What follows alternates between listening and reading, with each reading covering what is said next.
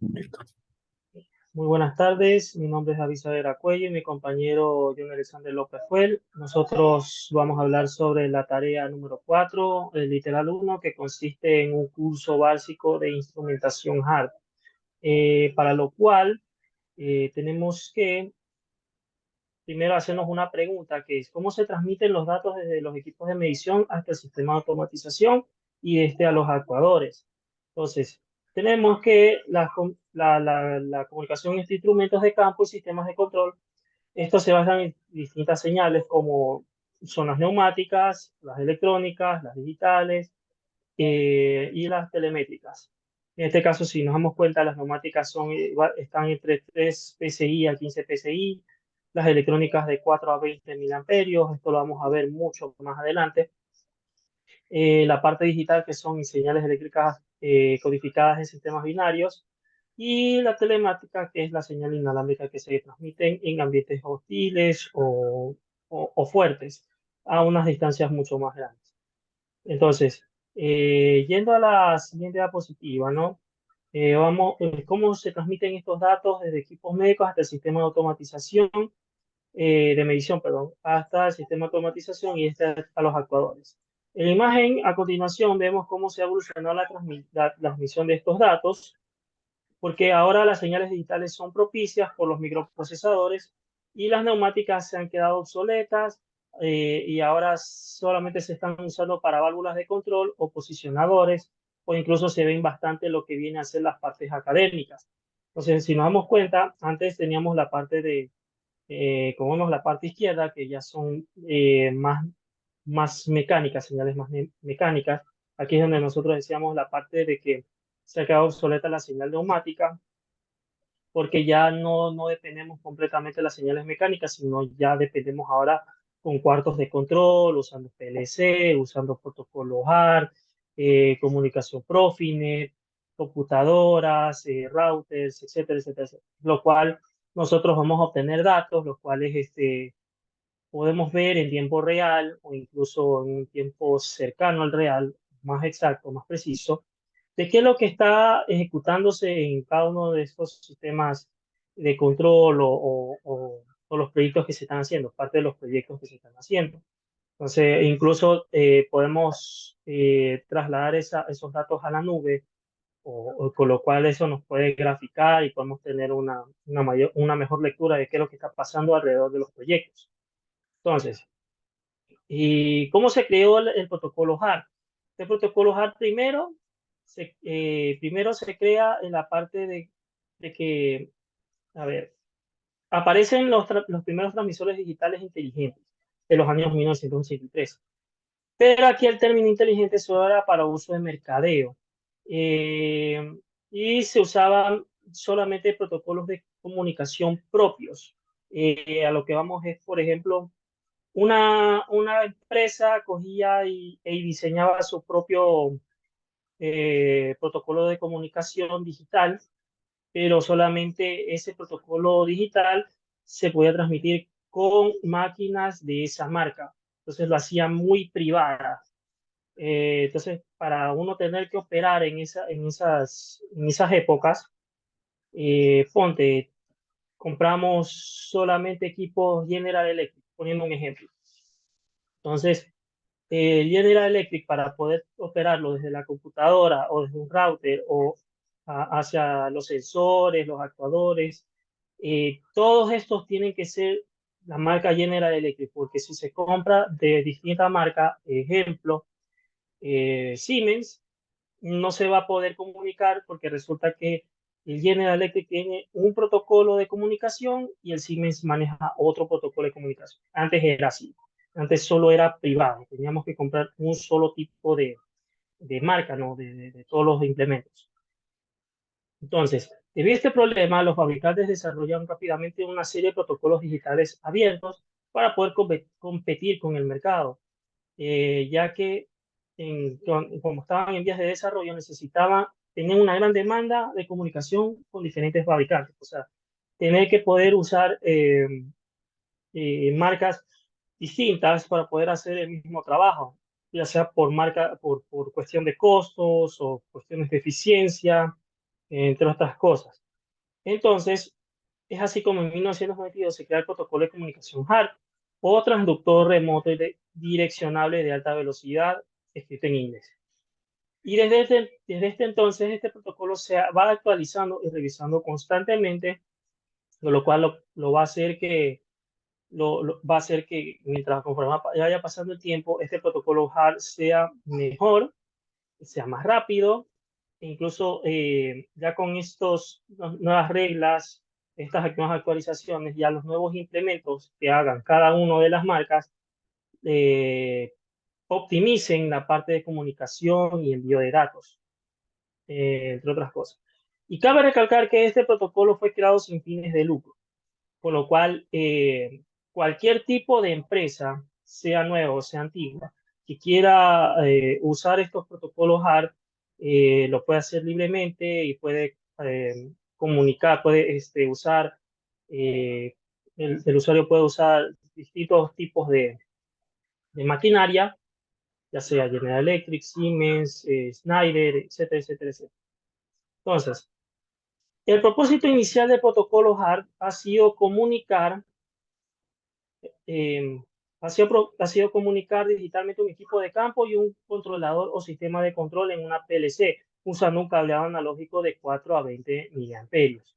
Para esto se va a emplear un modem HART en el receptor para que se cargue de la traducción de la información digital del transmisor a señales analógicas que viajen a través de lazos de corriente de 4 a 20 miliamperios en ambos sentidos.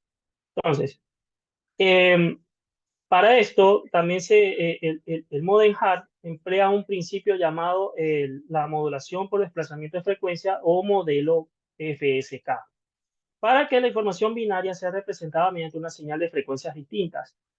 Aquí vamos a utilizar el mismo principio básico de los códigos binarios, pero cada uno de estos va a ser manejado por distintos hercios. Por ejemplo, el 1200 hercios va a ser representado con el 1 y el 2200 hercios para el 0.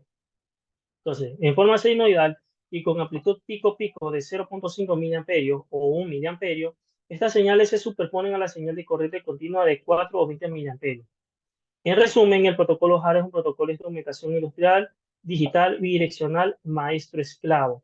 Y aquí, como vemos en las imágenes, tenemos un sistema de control que es una computadora que viene a ser la parte maestra, y podemos mandarle comandos a nuestro esclavo, que viene a ser un sensor o una señal que sea de 4 a 20 miliamperios, mediante la señal HART. Y este mismo esclavo va a mandar una respuesta, con lo cual nosotros en la misma computadora podemos ver qué es lo que está pasando, ya sea con el sensor, ya sea con el actuador, ya sea con alguna entrada, o incluso también tenemos los sistemas de control de maestros que controlan múltiples esclavos. Y aquí lo podemos ver en la imagen acá a la derecha, y tenemos un modem HART y de cual está controlando un indicador de procesos, un transmisor y una fuente de 24 voltios y una comunicación de campo también. Entonces, ya por lo que estamos viendo, este principio es FSK, va tanto al emisor como al receptor, y facilita más lo que viene a ser la comunicación maestro-esclavo. Mi compañero va a explicar más a detalle sobre lo que viene a ser los niveles de protocolo HART. Bueno, como mi compañero ya habló, nosotros estamos basándonos en un protocolo que fue anteriormente ya diseñado, el cual se llama el estándar Bell 202. Y este modelo sigue una referencia OSI, en el cual vamos a tener 7 capas que en las anteriores tareas ya lo habíamos analizado. Pero en este caso lo que nosotros vamos a tomar son solo 3 capas importantes, que son la capa física, que es la número 1, la capa número 2, que viene a ser la de la línea, y la capa número 7, que es la de la aplicación. Como nosotros podemos ver, la 7 viene a ser la de comandos HART, la 2, las reglas de protocolo, y la primera, como se dijo anteriormente, la del estándar de Bell 202. Ahora, el nivel número 1 conecta físicamente los dispositivos y modula en frecuencia una señal con información binaria y de una amplitud aproximadamente de 0.5 miliamperios.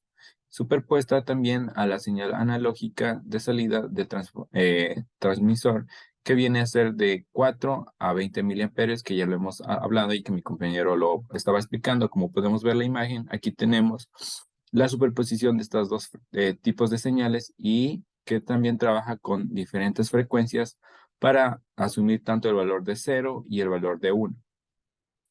Como nosotros podemos ver, en el caso del valor 0, tenemos un valor que tiene que ser de 220 Hz, mientras para el valor de 1 tenemos que tener un aproximado de 1200 Hz. Eso con respecto al nivel número 1. A continuación, el nivel 2 se define como el protocolo maestro escalado.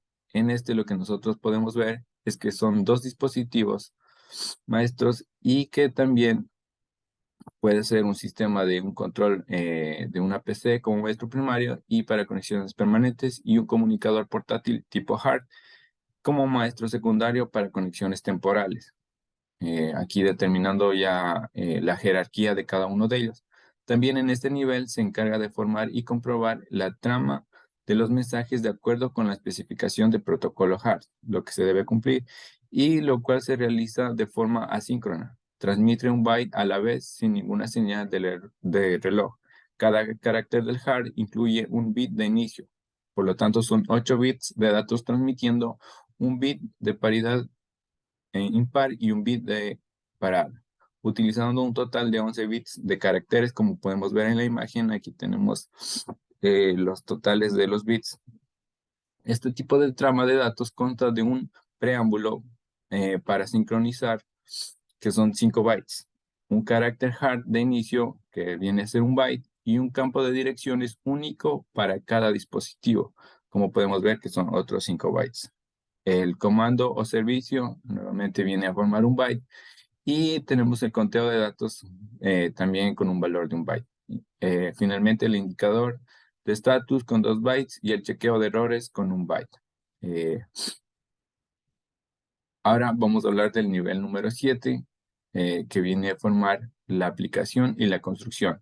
En este nivel 7 es la capa de aplicación que define la construcción de los mensajes que permiten la comunicación de los dispositivos. Estos comandos universales son implementados por todos los dispositivos hard, como mi compañero ya había explicado, que la idea era unificar el tipo de comunicación para no tener esos graves incidentes que se daba de que un dispositivo tenía un tipo de protocolo y otro no. Entonces, de esta manera podían trabajar de manera más eficiente, y permiten la identificación del equipo para brindar información del fabricante, tanto sea el número de la serie, el rango, direcciones del equipo, el valor de las variables del proceso y entre otras. Dentro de lo que podemos ver, los comandos de uso más común son la ajuste en la configuración básica de los equipos, como el tiempo de los amortiguamientos, el punto cero, que sirve para calibrar también los transmisores, que es algo muy importante al momento que a continuación se va a ver.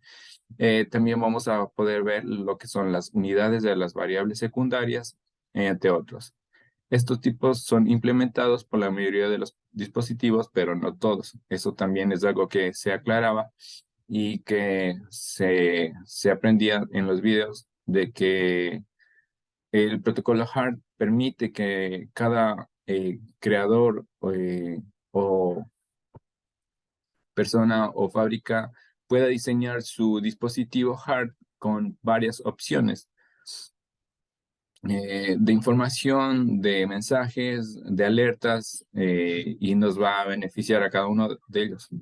Y finalmente, los comandos específicos del equipo incluyen todas las funciones que no pueden ser asimiladas por los comandos universales o comandos de uso común, y solo permanecen a un determinado dispositivo. Como podemos ver, aquí tenemos un ejemplo con lo que viene a ser el Bluetooth.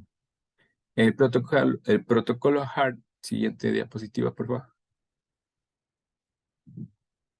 El protocolo HART opera sobre la conexión del lazo cerrado de corriente, como anteriormente mi compañero estaba explicando, en el cual nos estamos basando en un rango de 4 a 20 miliamperios, y debemos agregar una resistencia de carga de 250 ohmios.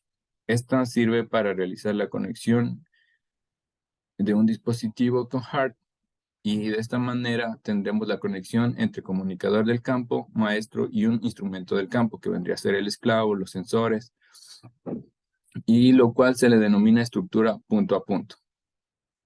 Otro modo de comunicación también es el modo ráfaga, en este que permite que un dispositivo esclavo emita continuamente un mensaje hard de respuesta estándar sin solicitud previa del maestro. O sea, lo que significa que todo el tiempo va a estar informando al maestro de lo que está sucediendo con este sensor, lo que va a ser más eficiente que el operador o la persona que esté a cargo conozca el estado del sensor o de lo que está pasando con las variables y pueda dar solución más rápido al problema en la planta o donde se esté produciendo el uso de este sensor.